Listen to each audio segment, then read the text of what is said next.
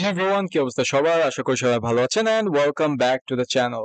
So আজকের ভিডিওতে আমরা হচ্ছে যে টপিকগুলো নিয়ে ডিসকাস করব সেটা হলো আমাদের রেঞ্জ, মিনিমাম আর ম্যাক্সিমাম।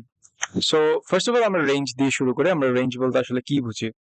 আমরা রেঞ্জ বলতে আসলে যেটা বুঝি সেটা হচ্ছে আমাদের একটা ভেরিয়েবলের মধ্যে লোয়েস্ট আর হাইয়েস্টের মাঝে যে স্প্রেডটা থাকবে সেটাকে মূলত আমরা হচ্ছে রেঞ্জ হিসেবে ডিনোট করে থাকি। ইন আদার ওয়ার্ডস আমরা যদি সেটাকে অন্য ভাষায় ডিসক্রাইব করতে চাই, in other words difference between minimum and maximum. So আমরা হচ্ছে একটা ডেটার মধ্যে আমরা মিনিমাম ভ্যালু আর ম্যাক্সিমাম ভ্যালুটা কিন্তু অলরেডি বলতে পারি। আমাদের মিনিমামটা হচ্ছে সবচেয়ে লোয়েস্ট ভ্যালুটা আর আমাদের ম্যাক্সিমামটা হচ্ছে সবচেয়ে হাইয়েস্ট ভ্যালুটা। সো আমাদের রেঞ্জটা বলতে আমি যেটা বুঝাইছি সেটা হচ্ছে আমাদের সাপোজ এটা হচ্ছে আমার মিনিমাম এন্ড এটা হচ্ছে আমার মিনিমাম আর এটা হচ্ছে আমার ম্যাক্সিমাম। সো এর মধ্যে আমার স্প্রেডটা সেটাকে আমি বলে থাকি হচ্ছে আমাদের রেঞ্জ।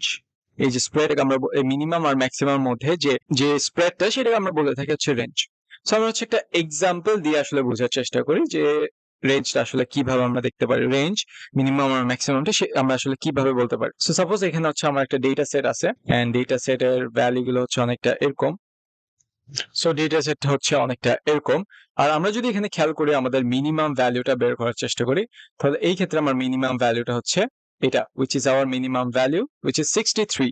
আর আমরা যদি এখানে আমাদের হাইয়েস্ট ভ্যালুটা দেখার চেষ্টা করি তাহলে আমার এই ডেটা সেটের মধ্যে হাইয়েস্ট ভ্যালু হবে এই 95, which is our maximum value.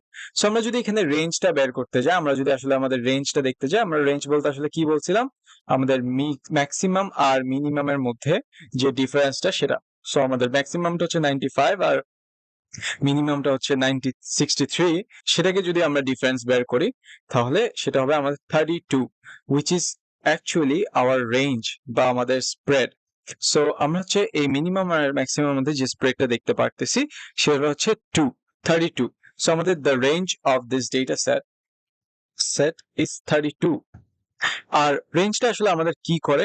রেঞ্জটা হচ্ছে আমাদের একটা আইডিয়া দিবে যে আমাদের gives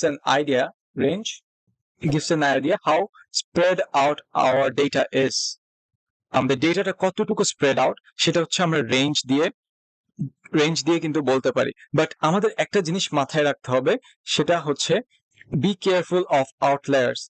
আমাদের আউটলায়ার যদি এখানে থাকে তাহলে সেই ক্ষেত্রে আমাদের কিন্তু রেঞ্জটা ডিফারেন্ট আসতে পারে। জাস্ট লাইক আমরা মিনের ক্ষেত্রে হচ্ছে আউটলায়ার্স গুলো নিয়ে একটু কেয়ারফুল ছিলাম। সো আমাদের যদি ইদার সাইডে বা মিনিমাম বা ম্যাক্সিমাম যদি যে কোনো একটা আউটলায়ার থাকতো সেক্ষেত্রে আমার রেঞ্জটাকে কিন্তু ডিপলি এফেক্ট করতো। সো এই জিনিসটা আমাদের মাথায় রাখতে হবে। সো এটা ছিল হচ্ছে আমাদের রেঞ্জ। এই রিলেটেড লেকচারটা হচ্ছে গিটহাবে আপলোড করে দিব। যারা হচ্ছে অ্যাক্সেস করতে চান তারা চ্যানেলে ভিডিওর ডেসক্রিপশনে দেওয়া লিংকটা অ্যাক্সেস করে নিতে পারেন। And also don't forget to subscribe to the channel. আজকের জন্য এইটুকুই। আশা করি সবাই ভালো থাকবেন। Thank you.